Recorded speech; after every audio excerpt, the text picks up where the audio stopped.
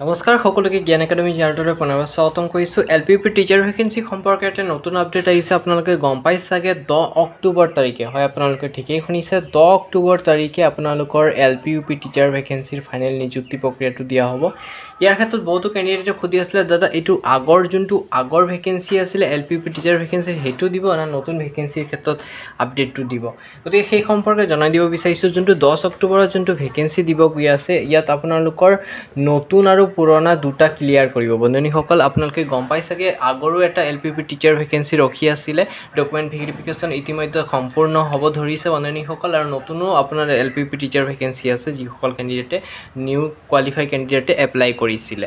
আৰু ইয়াৰ ক্ষেত্ৰত 10 অক্টোবৰ তাৰিখে আপোনালোকে গম পাই চাগে নিউজ চেনেলত যদি চাইছে আপোনালোকে, তাত স্পষ্টভাৱে কৈছে যে 10 অক্টোবৰ তাৰিখে এটা বিশাল নিযুক্তি প্ৰক্ৰিয়া হ'ব গৈ আছে অসম চৰকাৰৰ ফালৰ পৰা, আৰু সেইটোত আপোনালোকৰ গোটেইটো কভাৰ আপ কৰিব। কি কভাৰ আপ কৰিব সেই সম্পৰ্কে জনাই দিওঁ। আপোনালোকৰ এডিআৰিত যিবোৰ ভেকেন্সি আছে সকলো দিব, এডিআৰি দিব।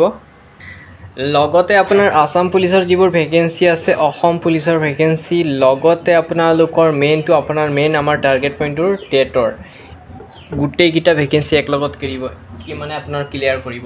ইয়াৰ লগতে আৰু এটা মানে সংযোগ হৈ আছে 10 অক্টোবৰ তাৰিখে কোনটো ভেকেন্সি দিব।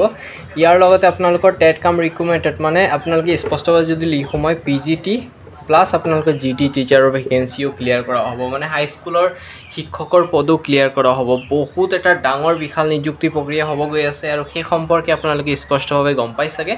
কিন্তু এতিয়া মেইন কথাটো হ'ল যে এতিয়া কাট অফটো কেনেকুৱা যাব, সেই কাট অফ সম্পৰ্কে মই আমাৰ চেনেলত বিভিন্ন ধৰণৰ ভিডিঅ' দি ৰাখিছোঁ, চোৱা যদি চাব পাৰিব। আৰু আপোনালোকৰ কাৰণে কাট অফৰ এটা ডাটা এনালাইচিছৰ এটা আপডেট আহি আছে, আৰু সেই আপডেটটো আপোনালোকক মই নেক্সট ভিডিঅ'ত দিম।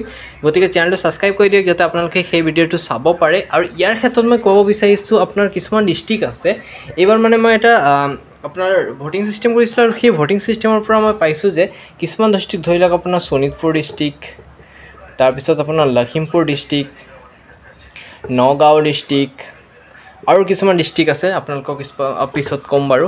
আৰু সেইকেইটা ডিষ্ট্ৰিক্টৰ মানে অলপ কেণ্ডিডেট লেভেলটো অলপ বেছি দেখা পোৱা গৈছে, কিন্তু বন্ধুসকল আমি ভোটিং হিচাপেহে কৈছোঁ বন্ধুসকল, ক'ব নোৱাৰি যে পিছৰ পৰ্যায়ত এইটো কম বা বেছি হ'ব পাৰে, কিন্তু ভোটিং হিচাপে এই ডিষ্ট্ৰিক্টসমূহ বেছি আছে। আৰু কিছুমান ডিষ্ট্ৰিক্ট আছে ধৰি লওক আপোনাৰ চাউথ চালমাৰা ডিষ্ট্ৰিক্টৰ কথা মই স্পষ্টভাৱে নকওঁ, কাৰণ চাউথ চালমাৰা এইবাৰ অলপ বেছি কেণ্ডিডেট দেখা পোৱা গৈছে, কিন্তু ধুবুৰীত কেণ্ডিডেট ইমান দেখা নাই মই।